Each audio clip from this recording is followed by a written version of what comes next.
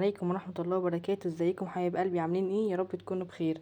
النهارده هنعمل وصفة سهلة وبسيطة زي ما عودتكم، وبتدفي في الشتاء اللي احنا فيه ده.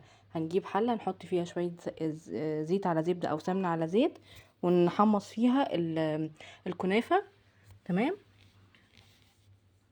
تمام. وهنحط على الكنافة دي معلقة سكر بودر بس، ولحد ما تاخد اللون اللون اللي احنا عايزينه. كده خلصت الكنافة بتاعتنا. طبعا احنا هنعمل النهارده بليلة بطريقة حلوة جدا هتعجبكم. هنجيب القمح وننقعه 3 ساعات كده في مية، وبعد كده هنحطه في مية، هننزله في النار على مية مغلية يغلي. يغلي نوطي عليه، يقعد من نص ساعة لساعة كده على النار لحد ما يستوي. تمام.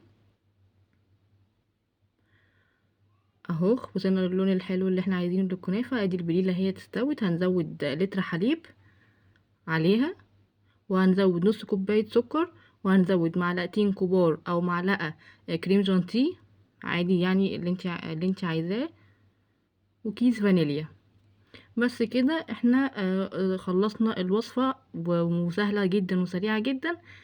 هفاضل بس ان احنا نطبقها.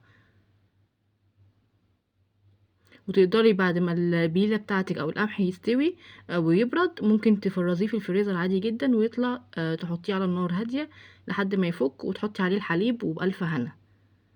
طبعا وصفة من وصفات زمان، وسهلة وبسيطة وبتدفي ومفيدة جدا لأولادنا، وهيحبوها وهتشجعهم ان شاء الله ان هم ياكلوها. طريقة التقديم: هنحط البليلة في اطباق، تمام، وهنحط على وشها الكنافة، وممكن تضيفي اي نوع مكسرات انت بتحبيه، ممكن لا، حسب الرغبة. اتمنى تجربوها وان شاء الله تعجبكم. ومتنسوش اللايك وتشتركوا في القناة وتكتبي لي كومنت حلو كده زيك، وتدعي لي دعوة من قلبك. جربيها، سهلة جدا جدا جدا ولذيذة جدا جدا جدا. وزي ما عودتكم قناتي بتشجع على البساطة، وان احنا نرجع وصفات اهالينا وعيالنا او عيالنا او اولادنا كمان يكبروا على الوصفات المفيدة اللذيذة بتاعت اهالينا وجداتنا ان شاء الله. بس كده خلاص، الوصفة خلصت. هشوفكم الفيديو الجاي، مع السلامة.